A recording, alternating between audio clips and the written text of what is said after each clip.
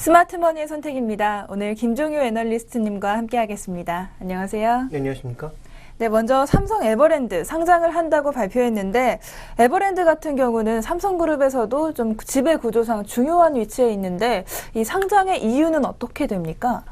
가장 머리에 있다라고 봐야 되겠죠. 삼성 에버랜드부터 시작돼서 다시 에버랜드로 돌아오는 그 순환출자 구조에 가장 머리에 있기 때문에 에버랜드의 상장은 여러 가지 의미를 지니고 있다라고 봐야 될 것 같습니다. 가장 중요한 건 삼성그룹의 약점이 뭐냐 이렇게 생각해 봤을 때 기존에 이제 참여연대를 비롯한 여러 경제 단체, 특히 이제 우리가 이제 민간단체 쪽에서 많이 공격했던 내용들이 지분이 얼마 되지도 않는 대주주가가 삼성그룹 전체를 지배하고 있다.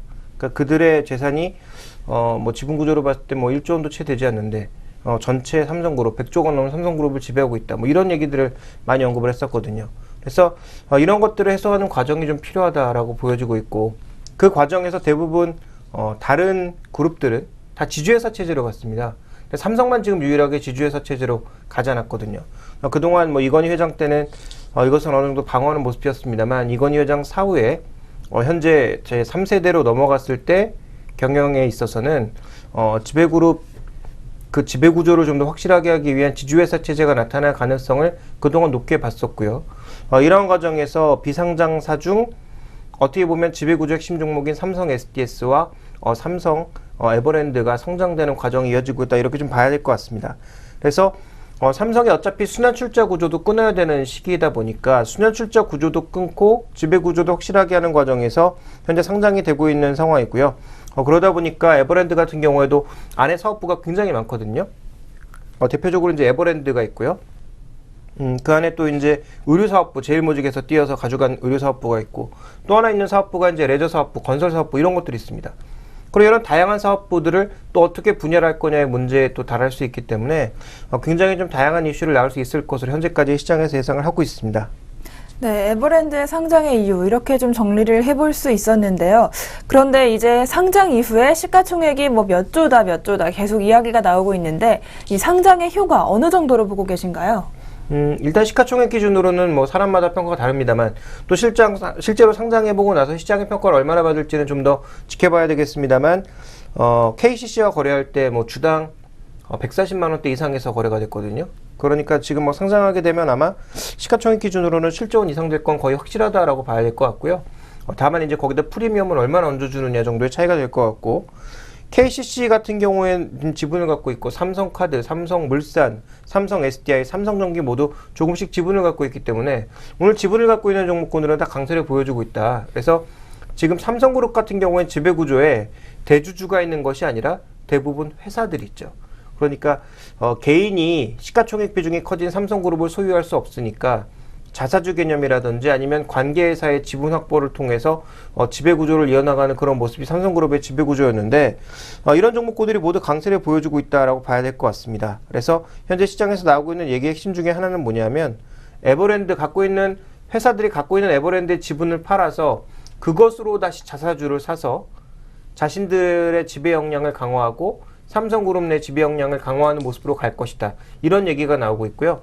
대신에 삼성의 지주회사와 이재용 부회장 같은 경우에는 에버랜드나 삼성의 지주회사의 지배력만 강화해서 삼성전자의 그 지배 구조를 좀 더 단순화시키고 일원화시키는 그런 모습을 보일 가능성이 지금 높아지고 있다. 이렇게 판단이 되고 있습니다. 그래서 지금 시장에서 나오고 있는 얘기는 삼성전자 홀딩스라는 것을 만들고 삼성전자 홀딩스와 에버랜드를 합병을 해서 이것이 전체 그룹을 지배하게 만드는 그런 구조. 그 다음에 모든 회사들을 다 가져갈 수 없으니까 건설 사업만 따로 떼어내서 하나의 사업부로 꾸릴 가능성도 얘기가 되고 있는 상황이고요. 또 하나 지금 얘기가 되고 있는 것은 뭐냐면 금융사업부 자체가 규모가 또 워낙 크다 보니까 그러니까 삼성그룹 내에서 삼성전자를 제외하고 가장 시가총액이 높은 건 삼성생명이거든요. 그러니까 삼성생명, 삼성화재, 삼성증권 등 이런 삼성 그 금융계열사들을 또 하나로 묶는 금융계열사 하나. 그 다음에 자식이 또 3명이다 보니까 그룹 전체를 이끌어가는 이재용 부회장, 그 다음에 레저나 호텔 사업부를 이끌어갈 그 다음에 이부진 사장, 그 다음에 이서연 부사장 같은 경우도 제일모직을 중심으로 해서 또 의류사업부를 중심으로 한 패션사업부, 이런 다양한 그런 구조가 지금 얘기가 되고 있는 상황이어서 이 상장 효과 자체는 예상보다 굉장히 크고 지분을 갖고 있는 회사가 많다라는 점에서 관련된 파급 효과는 가격이 정확하게 나오는 내년도까지 간헐적으로 계속 이어질 가능성이 있다. 이렇게 좀 봐야 될 것 같습니다. 네, 여러 가지 이야기가 나오고 있습니다. 지주회사 구조로 바꿀 것이다. 사업부를 분할할 것이다. 이런 이야기 많이 나오고 있지만 어쨌든 확실한 건 이제 지배구조에 많은 변화가 있을 것이라는 점 하나는 확실한데요. 그렇다면 관련 종목 오늘도 강세 보이고 있습니다만 앞으로의 투자 전략 어떻게 하면 좋을까요? 일단 핵심 종목을 공략하는 게 핵심이라고 투자 전략의 가장 중요한 부분이라고 봐야 되겠죠. 그래서 말씀드렸다시피 지주회사 체제로 갈 가능성, 그런데 단일 지주회사가 아닌 여러 개의 지주회사로 나뉠 가능성이 충분히 있다라고 보고 있기 때문에 그런 관점에서 본다면 아마 금융계열 쪽에서는 삼성생명이 지주회사 역할을 할 가능성이 높고요. 그다음에 삼성전자가 그룹 전체의 지주회사 역할을 할 가능성, 그 다음에 SK그룹의 사례로 놓고 봤을 때 삼성물산이 중간 지주회사로 나서거나 건설 부분에 또 다른 지주회사가 될 가능성 배제할 수 없는 국면이고요. 그 다음에 또 하나 좀 살펴봐야 될 것은 이제 이 금융 측면에서의 그런 지주사가 만약에 나서게 된다면 양쪽의 지주사 지분을 맞춰주는 그 총위 개념의 상위 개념의 또 하나의 지주사가 필요하거든요. 그러니까 전자와 이 건설 쪽의 이 제조업 계열사를 끌고 가는 지주사가 하나, 그다음에 금융 계열사가 하나, 그 위에 이제 상위 지주사가 또 포함이 될 가능성이 있거든요. 그렇다면 맨 위에 상위 지주사는 결국은 지금의 이제 자녀 3명이 모두 지분을 많이 가지고 이끌어갈 가능성이 좀 있다라고 판단해 볼 수가 있겠고요. 나머지 회사에 대해서는 사업부별로 해처 모여를 할 가능성이 있지 않나. 저는 뭐 이렇게 보고 있습니다.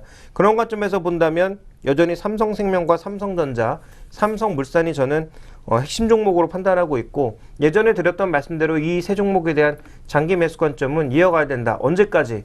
완전하게 이 지배구조에 대한 정리가 끝날 때까지. 시장의 예상도 그렇지만 저의 예상도 이게 끝나기에는 적어도 2, 3년 정도는 필요하다라고 보고 있거든요. 그러니까 지금 짧게는 순환구조, 순환구조를 끊어내는 정도에 그치겠지만 장기적으로 보면 삼성그룹 내에서 정확하게 이렇게 계열 분리가 될 가능성이 있기 때문에 그것이 되기까지는 적어도 2, 3년 정도는 필요할 거다라고 보고 있습니다. 그 정도의 기간까지는 해당 핵심 종목에 대한 장기 매수 관점은 유효하다라고 판단하고 있고요. 네, 지금 오늘 발표된 상장 발표에 따른 단기 이슈가 아니라 이 지배구조가 완료될 때까지 2, 3년 정도 길게 보시는 장기적 이슈로 한번 판단을 해보시면 좋을 것 같습니다. 지금까지 삼성 에버랜드의 상장 소식 관련해서 이슈 자세히 파헤쳐봤고요. 잠시 후에 다음 이슈로 돌아오도록 하겠습니다.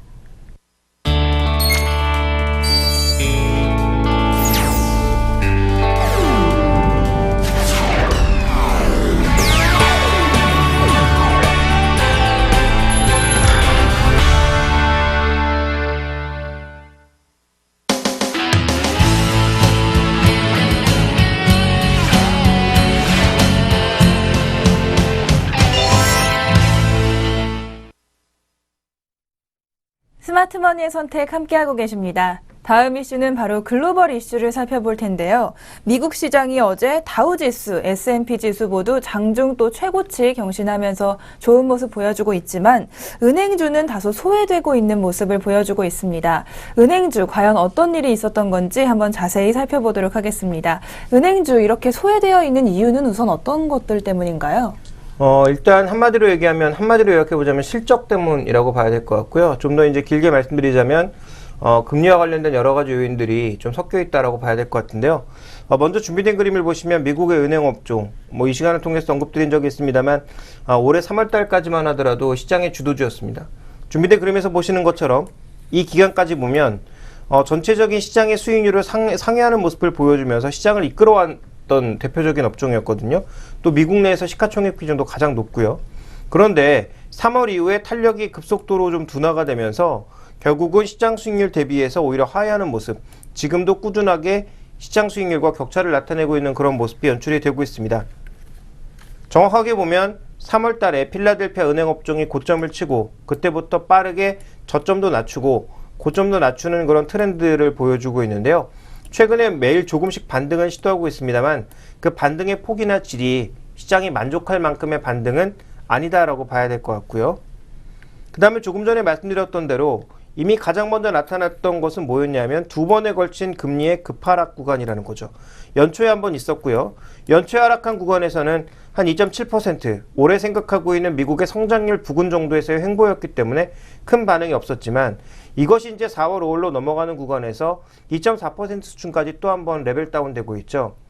그러니까 미국채 수익률은 여러 번 설명드렸지만 미국의 성장률 플러스 기대 인플레인데 이걸 반영한 금리가 지금 2%대 중반까지 떨어졌다라고 하는 것은 올해 미국의 성장률에 대한 기대감에 약간의 이제 혼란이 생겼다라는 점과 또 미국채로 몰려드는 투자 수익, 그 투자 수익을 누리고 있는 또 안정적인 수익을 누리고 있는 투자자들의 최근에 매수 때문에 나타난 현상이라고 해석이 되고 있는데요. 어쨌든 이렇게 금리가 낮아지는 과정에서 우리가 가장 먼저 생각해 봐야 될 건 뭐냐면 은행이 무슨 장사를 하는 회사입니까? 금리 장사를 하는 회사거든요. 그럼 금리가 높아지는 게 기본적으로 좋습니다. 물론 너무 빠른 속도로 높아지면 부담스럽지만 금리가 기본적으로는 높아지는 게 은행들이 영업하기 가장 좋은 환경이고요. 실제로 경기도 어느 정도 인플레를 동반하면서 회복되는 게 더 좋은 회복이거든요. 그래야 사람들이 소비와 투자를 늘릴 수가 있으니까요. 그런 관점에서 봤을 때 지금의 금리 하락은 은행주에게는 타격이 되고 있습니다. 바로 이제 실적의 타격이라고 봐야 될 것 같은데요. 갖고 있는 보유자산, 채권자산의 가치는 지금 금리가 계속 하락해서 높아지는 부분이 있겠습니다만 반대로 이 채권에 대한 평가액 자체는 높아질 수 있으나 전반적으로 금리와 관련된 이익이 줄어든다라는 관점에서 향후 실적에 대한 부담감이 좀 높아질 수 있다라는 시각이 나타나고 있고요. 이것이 미국 시장을 올해 3월까지 이끌었던 은행업종을 끌어내리고 있는 가장 기본적인 원인이 되고 있다. 이렇게 좀 봐야 될 것 같습니다. 네, 은행주가 상승 주도주에서 주변주로 이제 전락한 모습인데요. 그렇다면 국내 증시에는 어떤 영향, 또 혹은 어떤 투자 아이디어 얻을 수 있을지 궁금합니다. 국내 증시에는 또 어떻게 적용을 할 수 있을까요? 이게 결국은 이제 시장 주도력이 은행주에서 다른 종목으로 옮겨갔다라는 얘기고요. 그렇다면 미국이 아까 말씀드렸던 거는 좀 역설적인 그런 관계가 있는데 미국 국채 수익률이 지금 모든 미국 경제의 성장을 설명하는 것은 아니기 때문에 어쨌든 미국의 성장에 대한 기대감을 믿는다면 지금 가장 중요한 건 경기 관련 종목군들이 올려야 되거든요. 근데 미국 내에서도 경기 관련주들이 전부 오르는 게 아니라 일부 종목군들이 움직이고 있습니다. 대표적으로 에너지 관련주들, 또 셰일가스 관련주들, 에너지 수출과 관련되어 있는 이런 종목군들이 지금 가장 강세를 나타내고 있고요. 오히려 밸류에이션이 높았던 기술주들 무너지고 그 다음에 배당이라든지 이런 측면에서 좋았던 은행주들 같은 것들이 같이 무너지면서 미국 시장은 구경제 종목군들이 오르는 과정에서 지수가 좀 슬금슬금 올라가고는 있습니다만 종목 기준으로 봤을 때 중소형주의 몰락과 그 다음에 기존의 주도주였던 IT 종목과 금융주의 상대적인 부진이 가장 큰 특징으로 드러나고 있는 상황입니다. 그렇게 본다면 우리 시장에서도 가장 중요한 시사점은 뭐냐면 우리 시장 내에서도 주도주 변화가 나타날 가능성을 생각해 봐야 된다는 거죠. 우리 시장의 주도주 지금 딱 하나 아니겠습니까? IT 그리고 삼성그룹주 두 가지를 제외하면 없다라는 것입니다. 그러면 이것으로만 지수를 끌고 갈 수 있는가? 그게 안 된다는 게 지금 최근 몇 시간 확인되고 있는 거 아닙니까? SK하이닉스, 삼성전자, LG전자 매일 강세인데 지수 못 오르고 있고요. 오늘 또 삼성그룹주 전반적으로 강세를 나타내고 있음에도 불구하고 지수 못 올라가고 있습니다. 왜냐하면 상승 종목과 하락 종목의 숫자가 큰 차이가 나고 있기 때문이죠. 그래서 어떻게 보면 우리 시장 내에서도 지수가 좀 더 활발하게 움직이기 위해서는 기존의 강세를 보였던 SK하이닉스, 삼성전자가 덜 빠지고 안 빠지는 가운데, 그러니까 기간 조정 형태로 가는 가운데 다른 종목군들의 순환매가 빠르게 좀 나타나야 된다라고 볼 수가 있겠고요.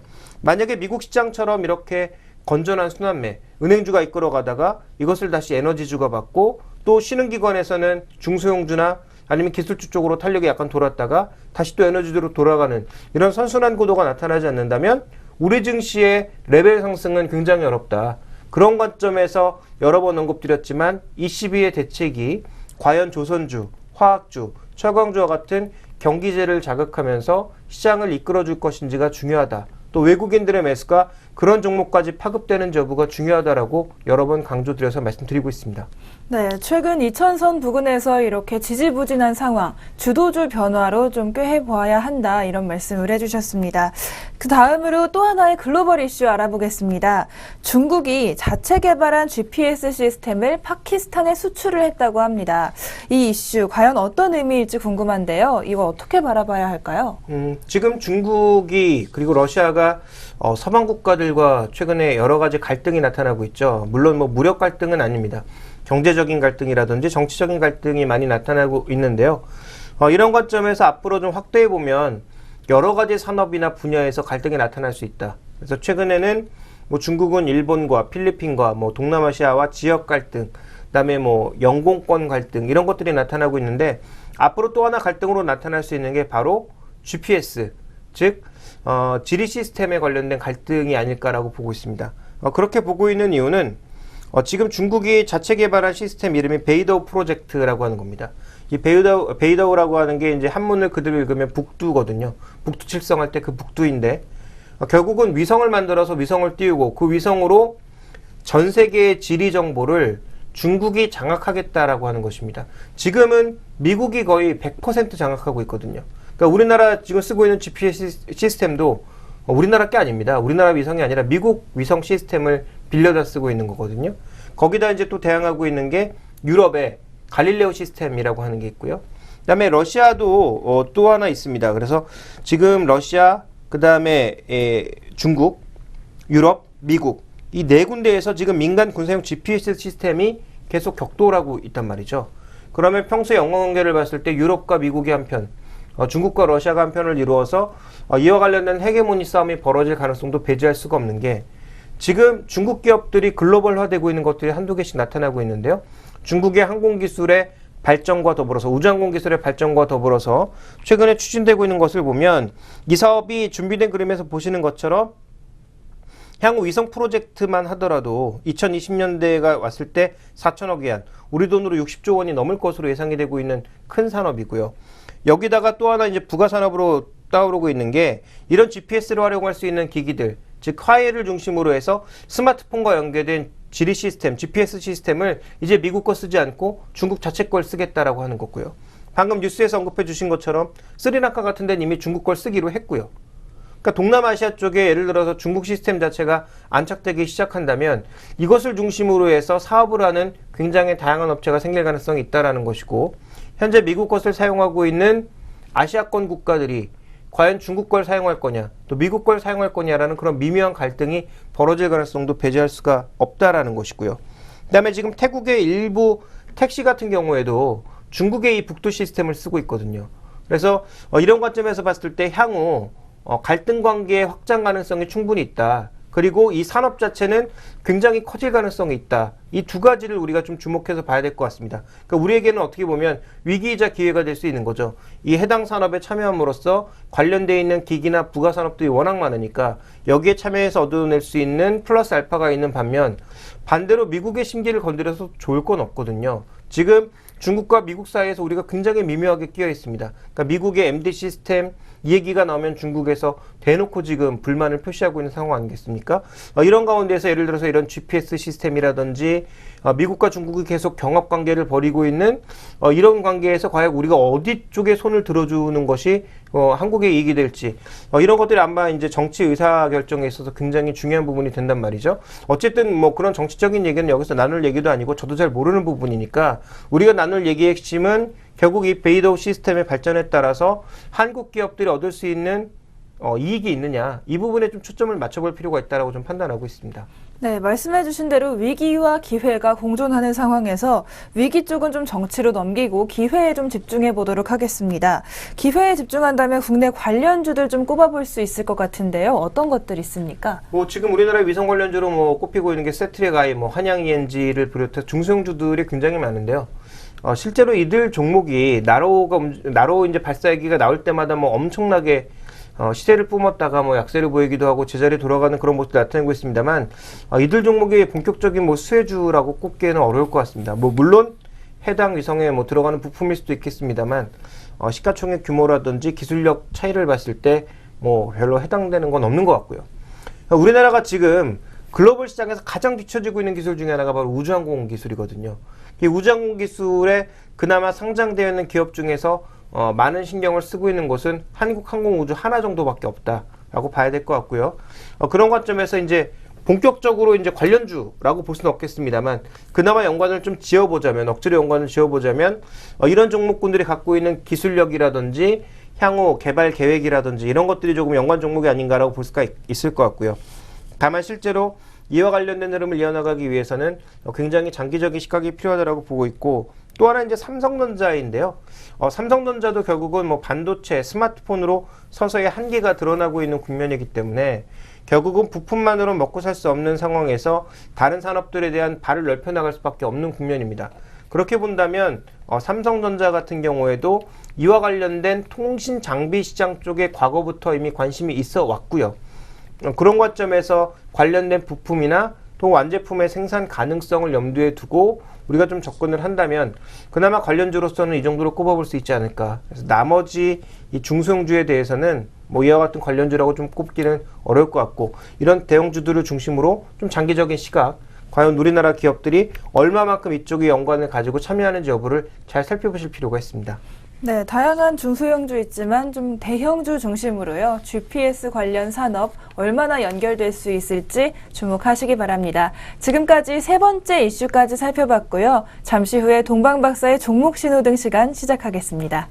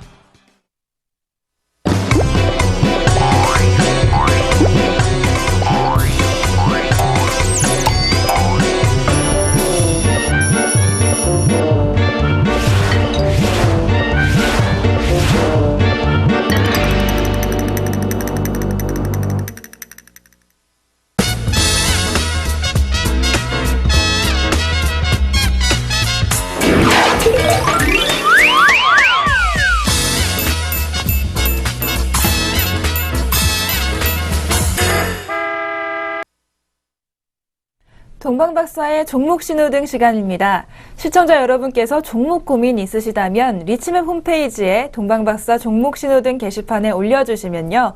이 시간에 동방박사 최병훈 전문가님께서 종목에 대한 투자 상담 또 종목 신호등 켜주실 겁니다. 오늘도 동방박사 최병훈 전문가님 모셨습니다. 안녕하세요. 네, 안녕하십니까. 동방박사 최병훈 전문가입니다. 네, 오늘도 좋은 말씀 부탁드리겠습니다. 먼저 첫 번째 종목은 삼성물산입니다. 삼성물산을 74,000원에 30% 매수하셨다고 하는데요. 오늘 기대를 좀 하셨는데 음봉이 나오고 있어서 매도해야 할지 궁금합니다. 이렇게 올려주셨습니다. 요즘 좀 주식을 가지고 있으면 불안하다고 하시는데 안심 잘 되시게 좋은 설명 부탁드립니다.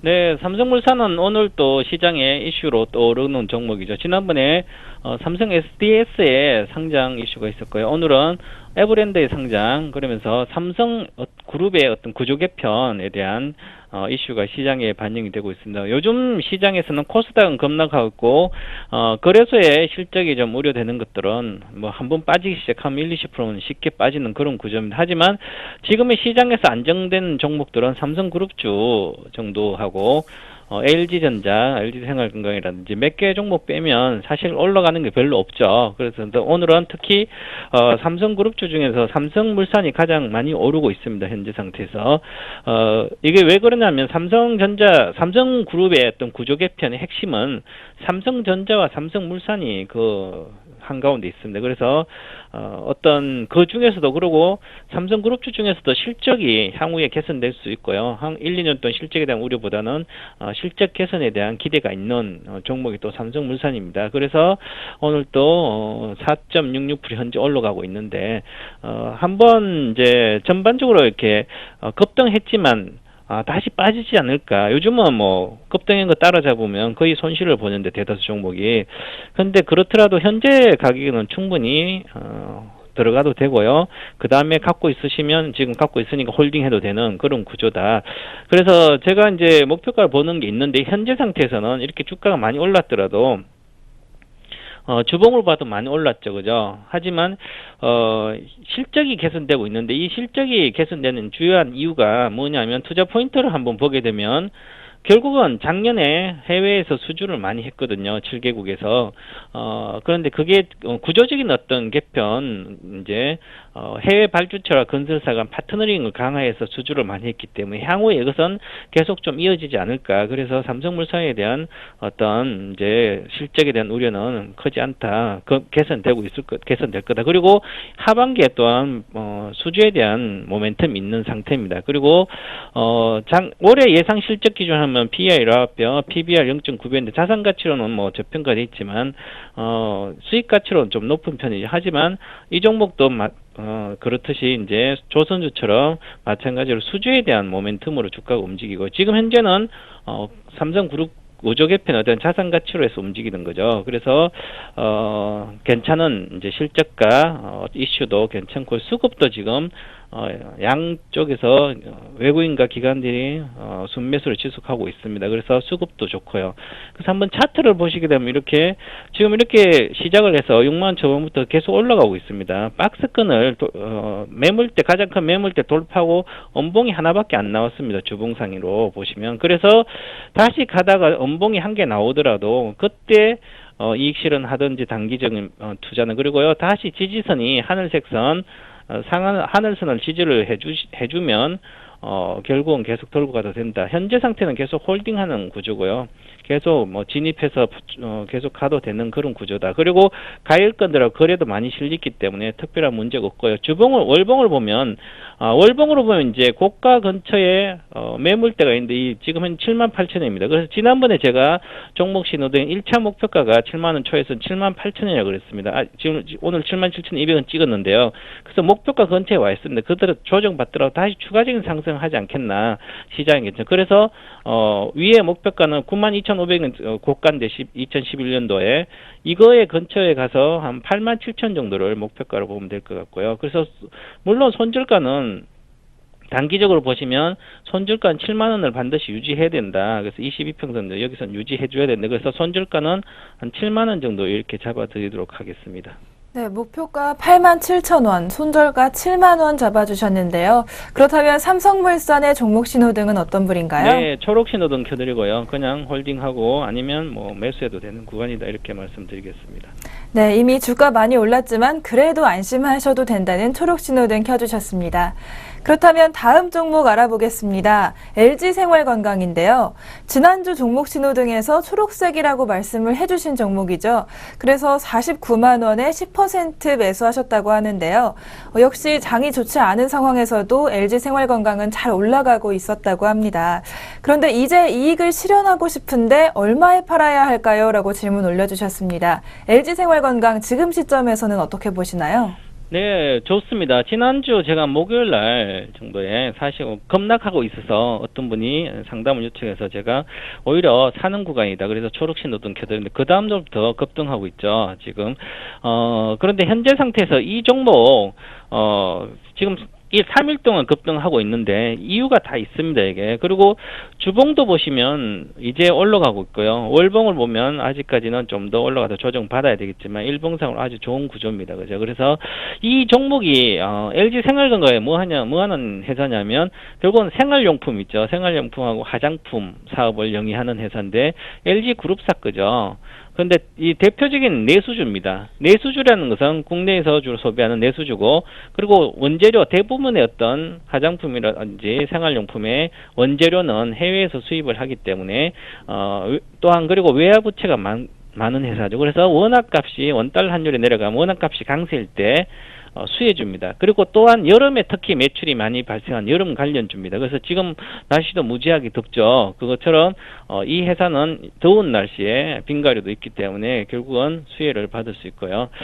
그리고 한국의 코카콜라의 판매를 담당하고 있기 때문에 전반적으로 여름 수혜주고 실적도 여름에 좀 괜찮게 나오는 구조입니다.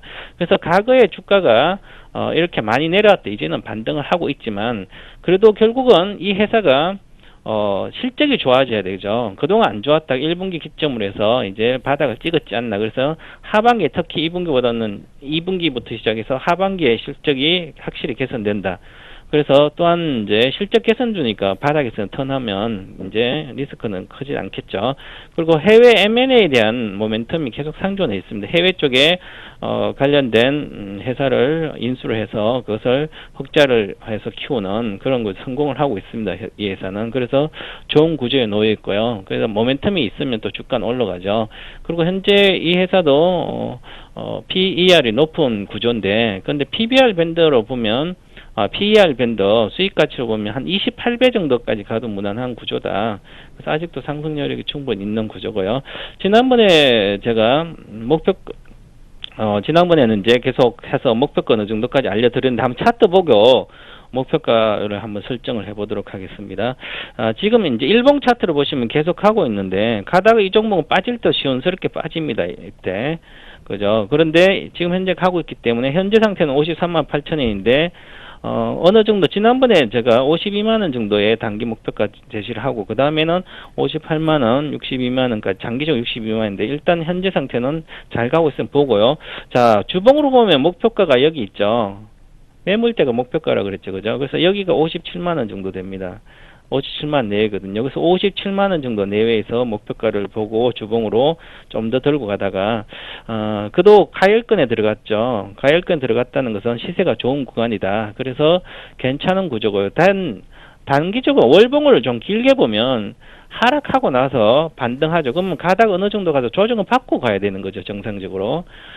그래서 지금은 상승 중이지만 가다가 조정을 염두에 둔 매매를 좀 하자. 그래서 일단 목표가는 57만원 가면 내외 가면 팔고 다시 내려오면 지금 현재부터 내일부터 내려온다면 반드시 이 하늘선 유지해야 된다. 그래서 하늘선 바로 51만 5천원은 좀 유지해 줘야 된다. 손절가를 51만 5천원 이렇게 잡아드리도록 하겠습니다.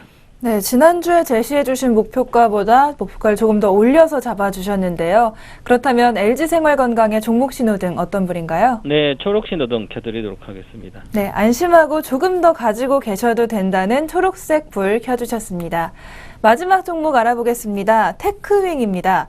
테크윙을 9,600원에 매수하고 가지고 계신다고 하는데 요즘 코스닥 시장이 참 좋지 않은 상황입니다. 이런 상황에서 매도를 이제 할까 말까 무척 고민하고 계신다고 하는데요. 테크윙 어떻게 보십니까? 네, 테크윙 잘 사신 것 같고요. 이제 갖고 있으면 되는데, 일단은 요즘 코스닥 시장은 가지고 있으면 한번 5% 이렇게 내려가다가 손절 안 하면 그냥 20, 30% 내려가는 구조고요.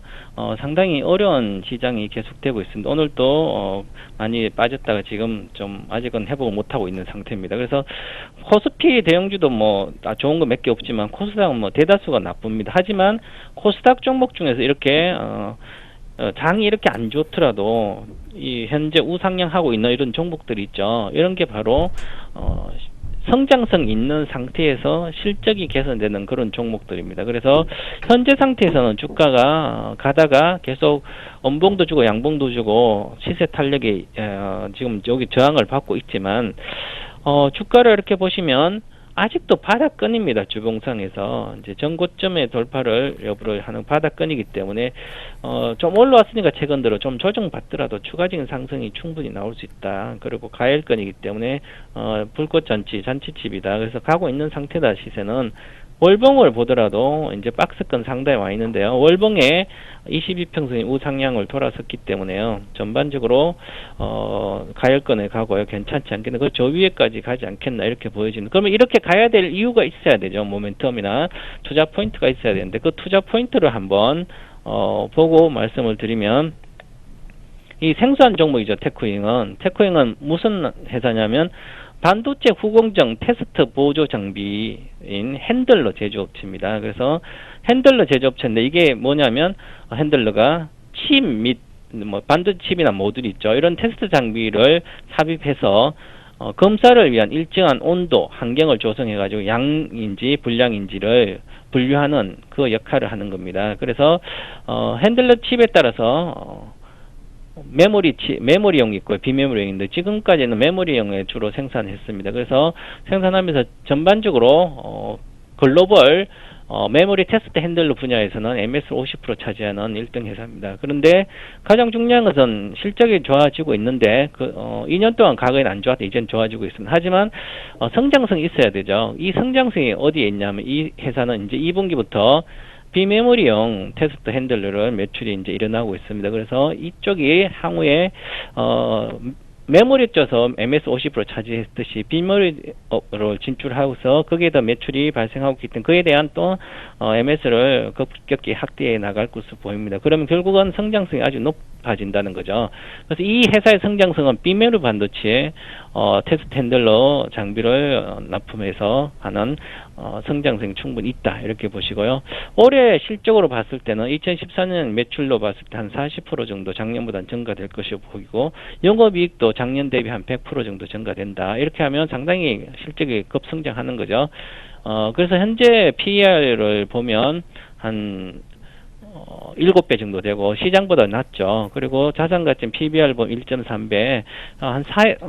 성장성 있는 주식은 반도체론 장비라도 PBR 3배 가도 그걸 별다른 문제는 없습니다. 하지만 현재 수익가치도 저평가되어 있기 때문에 그리고 향후 성장성도 있기 때문에 충분히 실적도 좋아지고요. 성장성도 겸비한 주식이다. 이렇게 모멘텀이 있습니다. 그래서 잘 가지고 가시고요.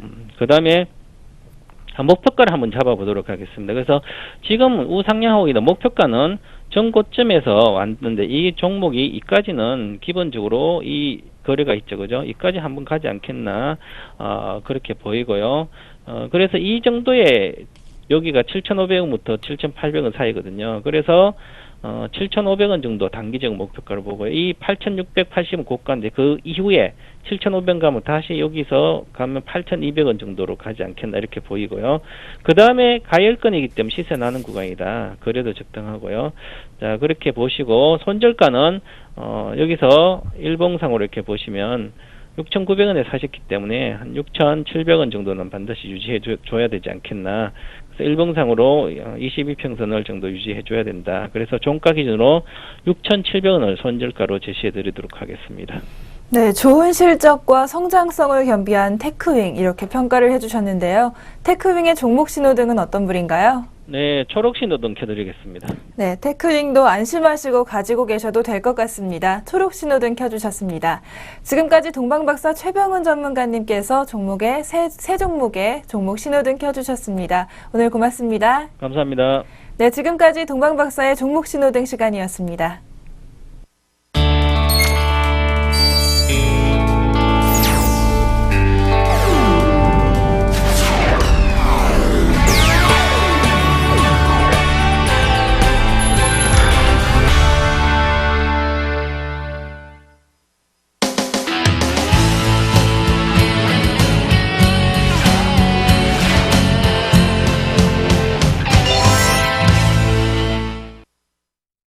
다시 스마트머니의 선택입니다. 오늘의 종목 롯데 하이마트 준비되어 있는데요. 롯데 하이마트가 실적 발표 이후에 주가가 계속해서 하락하고 있습니다. 이것이 부진한 실적이라고 하는데, 부진한 실적 때문이라고 하는데 사실 부진한 실적은 좀 시장에서 예상이 되고 있었습니다. 그럼에도 불구하고 이렇게 계속해서 주가가 조정을 받는 이유 어디에 있을까요? 결국은 롯데하이마트가 매장을 확장하는 과정에서 돈을 많이 쓸 거다. 그래서 실적이 안 좋을 거다라는 것은 이미 알고 있었고요. 이 실적이 적어도 올해 상반기 내는 좋아지지 않는다라는 것도 다 알고 있습니다. 그런데도 주가 계속 빠진다? 그것은 결국은 전망이 틀렸다라는 거죠. 그렇다면 상반기에 저점 찍고 하반기부터 급속도로 좋아진다라는 전망 자체에 시장은 지금 물음표를 달고 있다. 이렇게 봐야 될 것 같고요. 그런 관점에서 결국 2분기 실적도 별 볼 일 없다. 이렇게 좀 봐야 될 것 같습니다. 준비된 그림을 보시면 원래 예상이 어떤 그림이었냐면 1분기에 실적이 크게 악화되었다가 매출이 악화되었다가 2분기부터 확대되는 모습으로 갈 거다. 그래서 매출 성장률이 다시 2분기부터는 늘어날 것이다라고 봤고요. 영업이익 측면도 마찬가지입니다. 1분기 바닥 찍고 2분기부터는 빠르게 회복한다라는 그런 시나리오를 갖고 있었는데 3, 4분기는 아직 모르겠습니다. 근데 2분기가 지금 물음표가 달리고 있다는 거죠. 2분기가 물음표가 달리고 있는 가장 결정적인 이유는 보시면 아시겠지만 백화점이나 할인점의 가전 제품 판매 증가율도 최근 들어서는 약세 국면이고요. 그 다음에 홈쇼핑 같은 경우에도 보시면 전체적인 가전 비중이 모두 줄고 있는 상황입니다. 그러니까 결국은 양판점뿐만 아니라 인터넷 채널, 그 외 다른 채널의 전반적인 가전제품 판매도 모두 둔화되고 있는 국면이다. 그런 관점에서 본다면 그 현재 세월호 사건과 관련된 소비심리 악화가 여러 가지 시장에 영향을 주면서 실제로 소비시장에 타격을 주고 있기 때문에 2분기의 가전 판매가 이 더운 날씨에 에어컨이나 제습기 판매에 긍정적인 전망에도 불구하고 생각보다 별로 안 나오는 거 아니냐. 이런 부담감 자체가 계속 주가를 끌어내리고 있다고 봐야 되겠죠. 네, 1분기가 좋지 않은 것은 예상을 했지만 2분기도 더 안 좋아질 수도 있다. 이런 예상이 나오고 있는데요. 그렇다면 2분기 이후 하반기에는 좀 반등의 근거를 찾을 수가 있을까요? 이 종목을 짧게 보시면 아까도 말씀드렸지만 2분기 실적도 저는 제가 보기엔 불분명하기 때문에 결국은 뭐 뚜렷한 이유를 찾을 수 없는데 이걸 좀 길게 보자라고 보면 그러면 이제 매수 이유를 찾아볼 수 있단 말이죠. 그래서 하반기 정도의 핵심은 이 주가가 지금 싸냐라는 것과 그 다음에 상승 모멘텀에 있느냐 이 두 가지만 따져보면 될 것 같은데요. 두 가지 모두 일단 긍정적인 생각을 가지고 있습니다. 첫 번째로 보시면 이 종목이 지금 아까도 언급드렸지만 추가적으로 확장하기 위해서 지금 돈을 들이기 때문에 1분기, 2분기 실적이 안 좋다라고 생각했던 거거든요.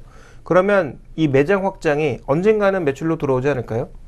그러니까 길게 보면 지금에 나타나고 있는 비용 증가는 미래 수익을 위한 일종의 기회비용이라고 봐야 되는 거죠. 그래서 이 종목의 그 장기 전망을 좀 보시면 2016년까지는 매출액이 꾸준하게 성장할 거다라고 보고 있고요. 영업이익도 마찬가지입니다. 영업이익 자체도 증가하고 영업이익률도 비교적 견조하게 유지가 될 것으로 현재 시장에서는 예상을 하고 있습니다. 롯데백화점이나 롯데마트에 들어가 있는 샵인샵 형태는 3%, 4% 내외, 롯데하이마트로 따로 분리되어 있는 그런 채널에서는 적어도 뭐 8% 내외의 수익률을 거둘 것으로 현재 시장에서는 예상을 하고 있는데요. 만약에 이것이 지켜진다면 2분기까지 실적이 안 좋아도 길게 보면 지금의 투입 비용이 결국 나중에는 이익으로 돌아온다는 것을 확신할 수가 있는 거죠. 그 다음에 우리 좀 살펴봐야 될 것은 지금 하이마트의 점포 확장이 비율로 봤을 때 2014년이 가장 빠르게 나타나고 있다는 것입니다. 무려 20% 정도의 확장을 보여주고 있는데요.